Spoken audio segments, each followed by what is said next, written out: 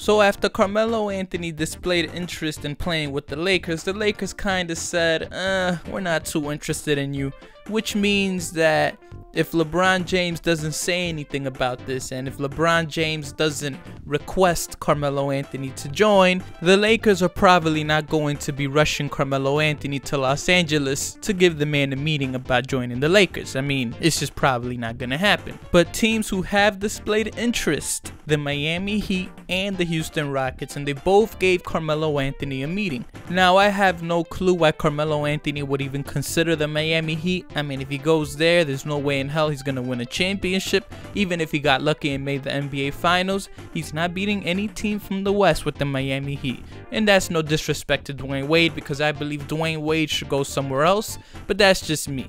Now, the Houston Rockets. Could Carmelo Anthony fit with the Houston Rockets? Now, despite Carmelo Anthony getting Mike D'Antoni fired, Mike D'Antoni has forgiven the past and is actually all for getting Carmelo Anthony. Now, can Carmelo Anthony fit in that system and replace Trevor Ariza?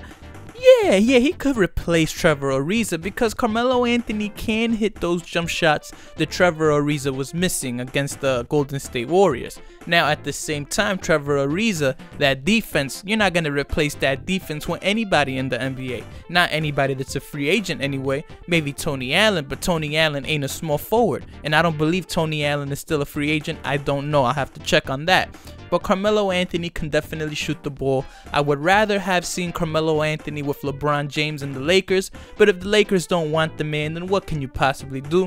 Now, the Houston Rockets can use Carmelo Anthony, because Carmelo Anthony can shoot the hell out of that basketball. And if you put Carmelo Anthony in a situation where he's comfortable and he's not playing the power forward like an OKC, he can do damage. I really believe he can do damage, especially with Chris Paul, because a lot of people are forgetting Chris Paul. Now, why aren't people mentioning Chris Paul? I understand why they're not. The man is an injury away from not playing, so there's that. But if Chris Paul can remain healthy, then who knows what can possibly happen. Now, there's a lot of ifs. If Carmelo can play in a comfortable situation, if Chris Paul can remain healthy, if Clint Capella comes back, because if Clint Capella doesn't come back, you can forget about making a push for the NBA Finals. So there's a lot of ifs. And if Carmelo Anthony signs with the Houston Rockets, he has to know that this is his only chance to make noise in the Rockets, because if the Lakers get any better next season, it's over. But by that point, Carmelo Anthony's going to be a free agent,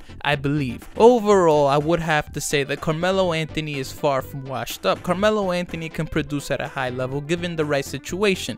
Where I'm going to have to criticize the Houston Rockets is they gave this man Chris Paul a max contract. They should have tried to convince Chris Paul, or Chris Paul should have actually, came out himself and said, you know what, I'm not going to take a max so we can get some players back. For example, Clint Capella might not return. So I don't know. Houston looks kind of shaky right now. I mean, I want to see what their roster's going to be come start of the next season.